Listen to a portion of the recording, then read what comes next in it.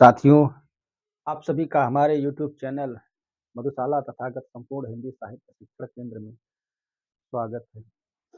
आप सभी के लिए हमने जो पाठ्यक्रम तैयार किया है, हिंदी विषय से टीजीटी, पीजीटी, नेट जेआरएफ की तैयारी करने वालों के लिए, उस क्रम में हमने बताया था आपको पहले हम भारत की भाषाएँ, जो भारत से संबंधित रही हैं, वो भारतीय आर्य भाषा आदि का हम वर्गीकरण करेंगे, जिनमें हमने प्राचीन काल, मध्यकाल और आधुनिक काल, इसके बारे में आपको वर्णन किया, वर्गीकरण किया। अभी उसका विस्तृत वर्णन बाकी है। आगे हम विस्तृत वर्णन तब करेंगे जब हम विश्व की भाषाओं का वर्गीकरण कर लेंगे और विश्व की भाषाओं में से होते हुए किस प्रकार हिंदी आज अपने टकसाली रूप में पहुंची है। वहाँ जब पहुंचेगी, वहाँ टकसाली रूप में पहुंचने से पहले जो मध्यकालीन मध्यकालीन, प्राचीन प्राचीन मध्यकालीन और आधुनिक तक जब पहुंचेगी, तो वहाँ मैं विस्तृत वर्णन आपको करूँगा। पाली के बारे में, प्राकृत के बारे में, अपभ्रंश के बारे में, आधुनिक भारतीय भाषाओं के बारे में, जिनके बारे में प्रश्न बनता है।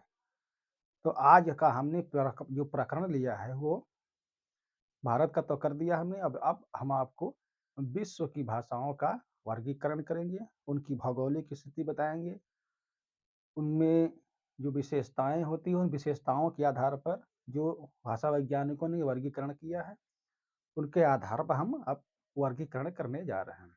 तो आज का प्रकरण हमने लिया है विश्व की भाषाओं का वर्गीकरण। हम क्लासिफिकेशन करेंगे विश्व की भाषाओं और उन्हीं उन्हीं बातों पर चर्चा करेंगे जिनके बारे में विभिन्न प्रतियोगी परीक्षाओं में प्रश्न बनते हैं। तो हमने जो सिलेबस तैयार किया है, वो आयोग का जो सिलेबस है उसी के अनुसार हमने किया है। तो विश्व की भाषाओं के बारे में हम चर्चा करेंगे। तो विश्व की भाषाओं के बारे में अगर बोलने से पहले हम आपको ये बता रहे हैं कि कहीं-कहीं मिलता है, लगभग 3000 के आसपास विश्व में भाषाएँ बोली जाती हैं। लेकिन उनमें अगर अवशिष्ट या अपशिष्ट या पहले जो खत्म हो चुकी हैं, लुप्त हो चुकी हैं, सब मिला कर के अगर चर्चा की जाती है, तो लगभग 6000 के आसपास, 6 साढ़े 6000 के आसपास विश्व में भाषाएँ हैं। उन सभी भाषाओं के बारे में चर्चा करना संभव नहीं है और विवाद का विषय है। कितनी है, ये कन्फर्म करना भाषा वैज्ञानिकों के भी बस में नहीं है कि ये निर्धारित कर दें कि इतना भाषा है। तो हम चलते हैं अपने टारगेट की तरफ। तो विश्व की भाषाओं में जो इतनी भाषाएँ बोली जाती हैं पूरे विश्व में, उनमें कई भाषाएँ ऐसी हैं जो आपस में मिली-जुली हैं, जिनमें एक-दूसरे से उनकी समानता होती है, वो एक-दूसरे से समान होती है। उनमें जो अंतर दिखता है, वो भौगोलिक वातावरण के कारण दिखता है। इसी कारण उनमें उच्चारण में, ध्वनियों के उच्चारण में अंतर हो जाता है, लेकिन कहीं न कहीं उनका जुड़ाव एक-दूसरे से होता है। आज जो भारत में 5 भाषा परिवार बोले जाते हैं, इनमें हिंदी तो भारत की प्रमुख है।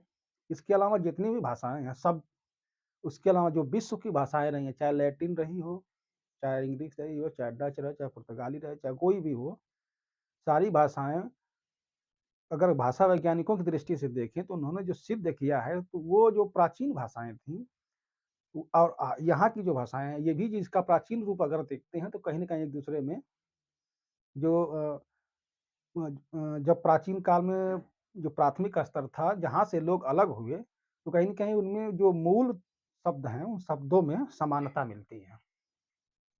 तो आगे हम बताएँगे किस प्रकार से समानता मिलती है।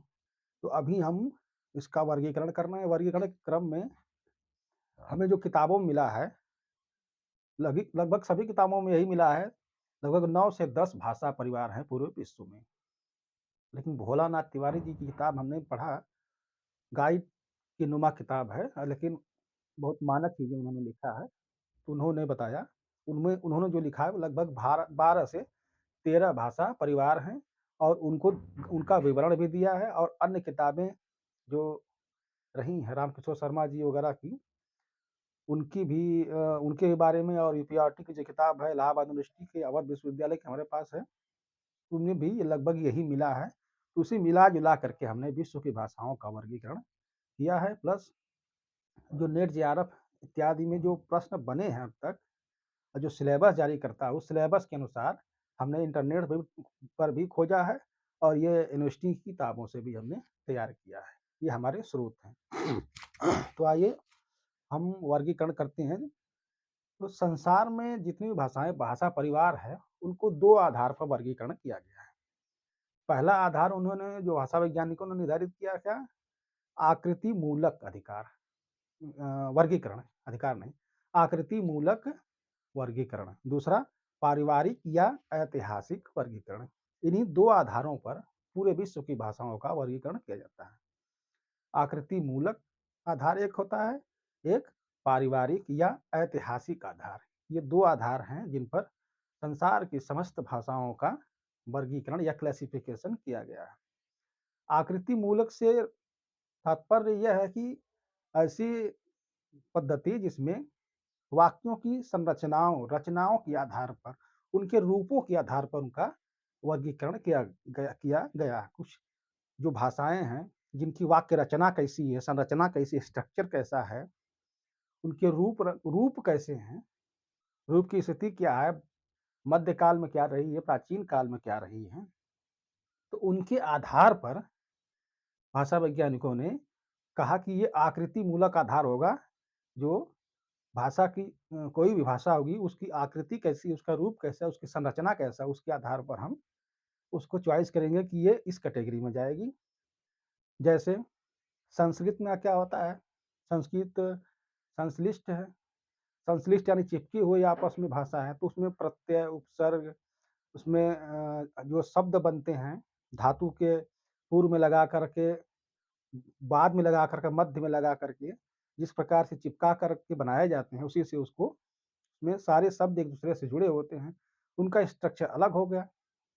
उसी प्रकार से चीनी भाषा है, चीनी भाषा एक अक्षरी भाषा है। इन ये वियोगात्मक है, बिल्कुल अलग-अलग है। इनकी जो लिपि है वो चित्रात्मक लिपि है। इनकी लिपि मंदारिन लिपि है, जिसे चित्रात्मक लिपि कहा जाता है। ध्यान रखिएगा, मंदारिन चीनी भाषा की मंदारिन लिपि है, जिसे चित्रात्मक लिपि कहा जाता है। तो ये हो गया आकृति मूलक, यानी कि आकृति मूलक में ऐसी भाषाओं के संरचनाओं के बारे में, उनकी जो जो लिखावट है, उनमें जो संरचना है, उसका रूप है, उसका रंग है, उसके आधार पर उसका वर्णन, उसको क्लासिफिकेशन किया जाता है। दूसरा है पारिवारिक वर्गीकरण। पारिवारिक वर्गीकरण में किसी भाषा का आज उसकी स्थिति कैसी है, इसके पहले मध्य में क्या थी, प्राचीन में क्या थी, उसका परिवार देखा जाता है। उसका परिवार यानी कि उसका इतिहास देखा जाता है। वो उसे ऐतिहासिक कहा जाता है। उसका इतिहास पूरा खंगाला जाता है, इतिहास भूगोल क्या है, कैसे रहा है, तो पता चल जाता है कि ये भाषा किस वर्ग में जाएगी। तो पूरे विश्व की भाषाओं का जो वर्गीकरण किया है भाषा वैज्ञानिकों ने, जो भाषा परिवार हैं, लगभग 9 से 10 भाषा परिवार, लगभग 9 से 10 भाषा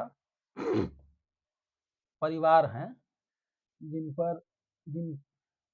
भाषा परिवार हैं जिन पर सभी वैज्ञानिक लगभग मोहर लगाते हैं। लेकिन भोलानाथ तिवारी ने भी जो सिद्ध किया है, वहाँ भी प्रमाणिक ही है, क्योंकि और भी किताबें जो मिलती हैं हमें विश्वविद्यालय वगैरह की, वहाँ भी कुल मिला करके 12-13 भाषा परिवार हो जाते हैं। और इनका विवरण भी मैं आगे 12-13 भाषा, 12 से लगभग 13 के आसपास विवाद का विषय है, इसलिए मैं कंफर्म नहीं हो पाऊंगा इसके लिए। और ये पूछता भी नहीं, लगभग यही पूछता है 9 से 10 भाषा परिवार, या 10 से 12 के, अब इसी के आसपास रहेगी। तो विश्व में इतनी भाषा परिवार हैं, इनका वर्गीकरण 2 आधार पर होता है। इनका वर्गीकरण का आधार जान लीजिए क्या होता है। विश्व की भाषाओं के वर्गीकरण, इनका जो वर्गीकरण होता है, इसका वर्गीकरण 2 आधार पर किया जाता है, पर होता है। विश्व की भाषाओं का वर्गीकरण 2 आधार पर किया जाता है। पहला आधार आकृति मूलक, आकृति मूलक, आकृति मूलक वर्गीकरण।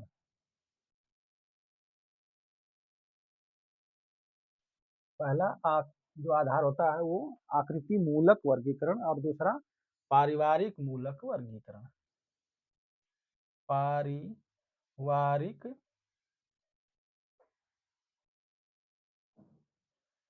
मूलक या पारिवारिक वर्गीकरण भी कर सकते हैं इसको, मूलक जरूरी नहीं है। पारिवारिक या ऐतिहासिक, पारिवारिक या ऐतिहासिक वर्गीकरण। इन्हीं दो आधार हैं, यही दो आधार हैं जो संसार की समस्त भाषाओं का वर्गीकरण का आधार है। तो इसको नोट कर लीजिए, संसार की भाषाएं लगभग 9 से 10 भाषा परिवार हैं, और कहीं कहीं 12 से 13 भाषा परिवार मिलता है, जिनमें पहला आकृति मूलक वर्गीकरण। दो इनका आधार जो होता है वो दो आधार है। एक आधार है आकृति मूलक, हमने उसमें बताया, उसमें स्ट्रक्चर या संरचना के आधार पर। दूसरा पारिवारिक मूलक, यानी कि उसके पारिवारिक इतिहास के आधार पर, उसका इतिहास कैसा रहा है उसके बारे में विस्तार से जब अध्ययन करते हैं तो पता चल जाता है कि यह भाषा किस वर्ग में रखने लायक है या किस वर्ग की भाषा है।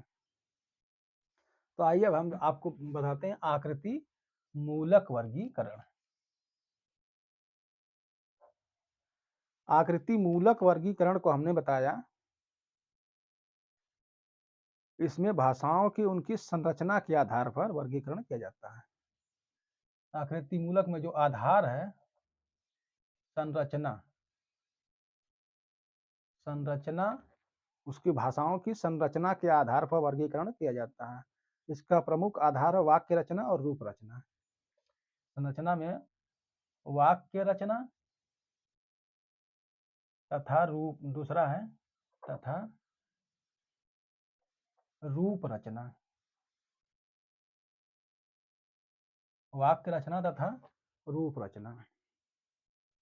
तो आकृति मूलक वर्गीकरण में संरचना के आधार पर, भाषाओं के उनकी संरचना के आधार पर वर्गीकरण किया जाता है। उनकी रचना कैसी है, संरचना, स्ट्रक्चर जिसको कहते हैं, कैसी है, उनमें जो संरचनाएं क्या क्या देखी जाती हैं, उसकी वाक्य रचना कैसी है, उसका रूप रचना क्या है। इससे तात्पर्य जैसे संस्कृत में, जैसे संस्कृत है, संस्कृत क्या संश्लिष्ट, संश्लिष्ट भाषा है, संस्कृत का है संश्लिष्ट भाषा है। ये रहेगा, उल्टा हो जा रहा है बार बार।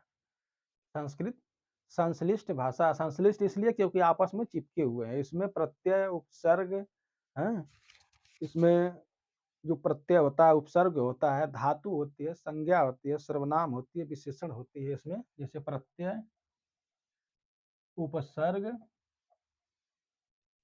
धातु, संज्ञा, सर्वनाम, विशेषण। संस्कृत में क्या होता है कि प्रत्यय, उपसर्ग, धातु, संज्ञा, सर्वनाम, विशेषण आदि आपस में मिला करके इनके शब्दों का निर्माण किया जाता है। तो इसलिए संस्कृत का जो स्ट्रक्चर है वो संश्लिष्ट है। इसकी संरचना कैसी है, संश्लिष्ट है, यानी कि आपस में इतनी चीजों को बता, जैसे धातु है, धातु से पहले कुछ वर्ड या कुछ बाद में लगाकर उसमें संज्ञा बनाकर, उसका सर्वनाम बनाकर, उसमें विशेषण लगाकर के, विशेषण करके हम तरह के शब्दों का निर्माण किया जाता है। तो इस प्रकार से संस्कृत की जो संरचना होती है वो संश्लिष्ट संरचना हो जाती है। तो इसी को कहा गया है आकृति मूलक में संरचना या स्ट्रक्चर के आधार पर उसमें क्या देखा जाता है, उसकी वाक्य रचना कैसी, उसकी रूप रचना कैसी है, इसके आधार पर आकृति मूलक वर्गीकरण किया जाता है। जैसे हमने उदाहरण दिया संस्कृत का, यह संश्लिष्ट है क्योंकि आपस में चिपका हुआ है, उसकी संरचना संश्लिष्ट है। इसलिए क्योंकि इसमें प्रत्यय, उपसर्ग, धातु, संज्ञा, सर्वनाम आदि विशेषण इनके योग से विशेषण आदि के योग से शब्दों या वाक्यों का निर्माण होता है।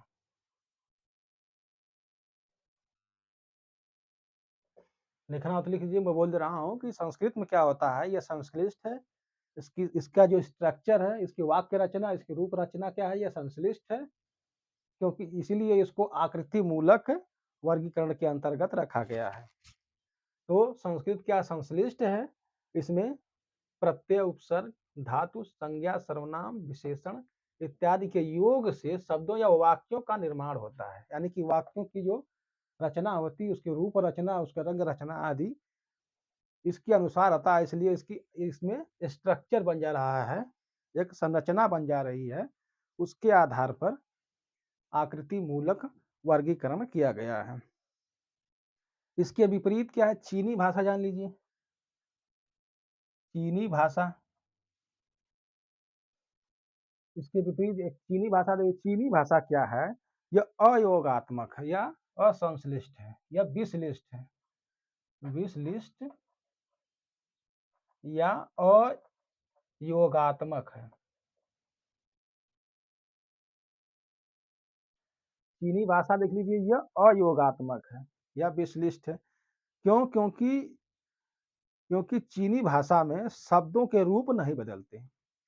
संस्कृत में क्या है, धातु में उपसर्ग में लगा दिया जाए तो शब्द कुछ और बन जाता है, प्रत्यय लगा दिया जाए कुछ और बन जाता है, उसकी संज्ञा बना दिया जाए, सर्वनाम बना दिया जाए, विशेषण लगा दिया जाए तो उसके स्ट्रक्चर बदल जाते हैं, उनकी स्थिति बदल जाती है, उनके शब्द बदल जाते हैं।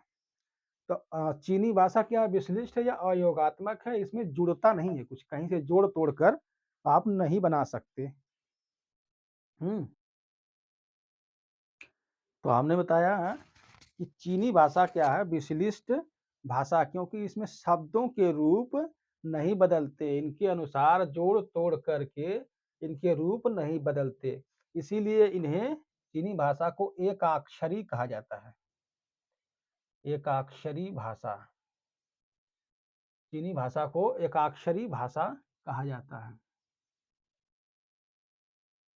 इसीलिए चीनी भाषा विश्लिष्ट है या अयोगात्मक है, एकाक्षरी भाषा है, क्योंकि चीनी भाषा में शब्दों के रूप नहीं बदलते। चीनी भाषा में क्योंकि इसमें शब्दों के रूप नहीं बदलते, ये रूप नहीं बदलते।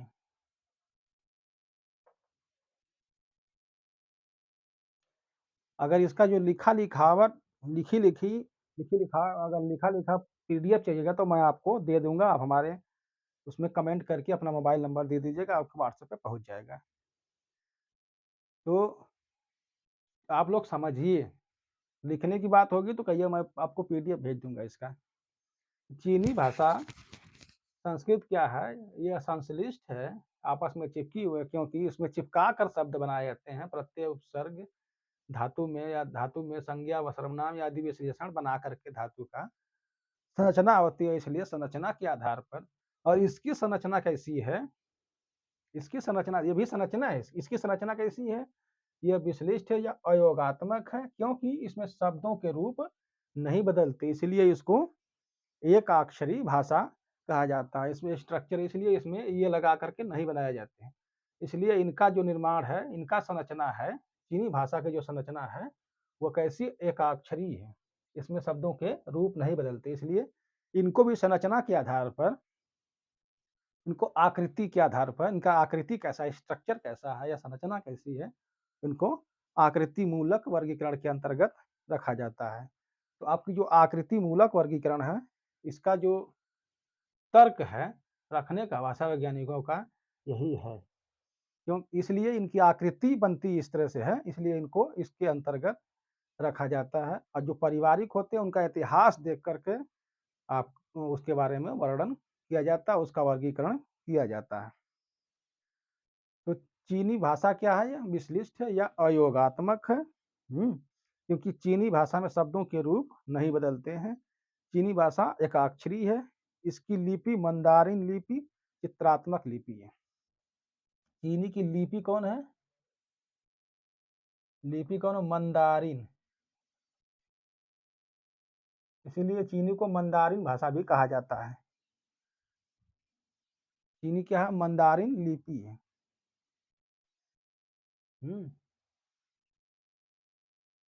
तो चीनी को मंदारिन लिपि कहा जाता है। चीनी की जो लिपि है वो मंदारिन लिपि मंदारिन चित्रात्मक है। चित्रात्मक। चीनी भाषा क्या है? विश्लिष्ट है, आयोगात्मक है, क्योंकि इसमें शब्दों के रूप नहीं बदलते, इसलिए इसकी संरचना जो है एकाक्षरी होती है। ये एकाक्षरी होते हैं। इसकी लिपि मंदारिन चित्रात्मक लिपि है। आकृति मूलक को रूपात्मक, रचनात्मक, व्याकरणिक, वाक्यात्मक, पदात्मक, पदाश्रित नाम से भी जाना जाता है।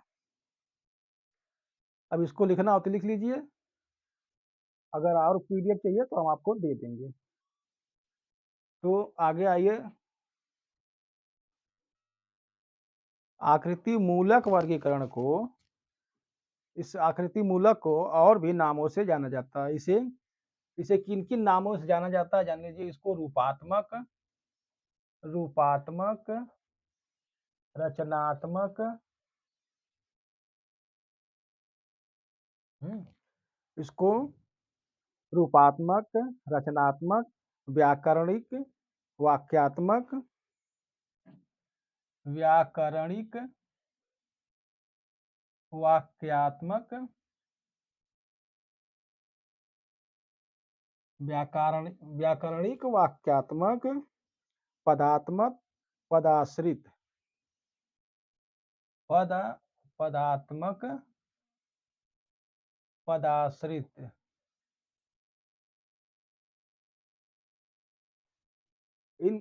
इसे आकृति मूलक वर्गीकरण को, आकृति मूलक को रूपात्मक भी कहा जाता है, रचनात्मक भी कहा जाता है, या व्याकरणिक, वाक्यात्मक, या पदात्मक, या पद आश्रित, क्योंकि इसमें रूप, रचना, स्ट्रक्चर के आधार पर इसका वर्गीकरण किया जाता है। इसमें व्याकरणिक नियमों को देखा जाता है, व्याकरणिक वाक्य कैसे प्रयोग हुए हैं उसके आधार पर इसका आधार तैयार किया जाता है।